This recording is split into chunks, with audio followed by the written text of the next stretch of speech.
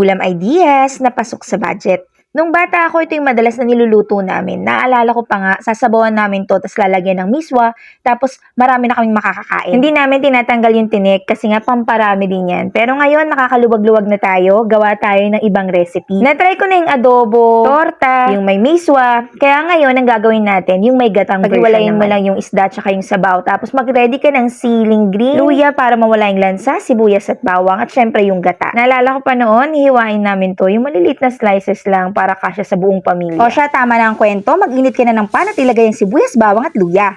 Igisa mo lang yan hanggang mag-color brown, tapos pwede mo nang ilagay yung isda. Gusto ko dito yung medyo ifa-fresh ng slight lang, pero wag mo namang sunugin. Yung saktong-sakto lang, hindi naman totally na prito. Tapos ilalagay mo yung sabaw kasi pangpalasa yan. Dahil nga sa madalas na ulam namin to noon, may times na lansang-lansa ako, pero ngayon hinahanap-hanap ng panlasa ko. Ito yung mga pagkain na maaalala mo, yung kabataan mo. Konting sabaw lang, tapos maraming kanin sold. Malasa na yan, pero maglalagay tayo ng konting patis and maglalagay din tayo ng konting suka para mabalance yung acidity. Naks, may acidity. Ang style na to, parang aadobohin mo siya ng slight pero walang toyo. Marami na tayong toyo, hindi na natin kailangan maglagay dito. Charot! Konting asukal.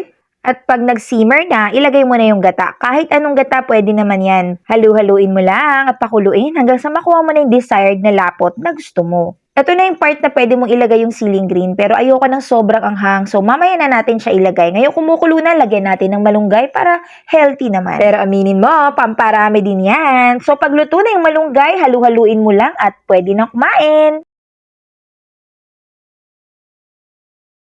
Kasyang-kasya na to hanggang 4 na katao, pero depende sa katakawan mo. Maganda ka lang ng maraming kanin cause I'm sure mapapa-extra rice ka dito.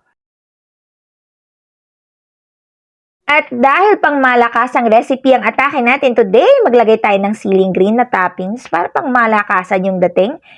O, di ba? Ibang level ng mackerel yung niluto natin today. Mas sosyal, mas espesyal at mas pinasarap. Anong luto ng mackerel na yung nasubukan mo?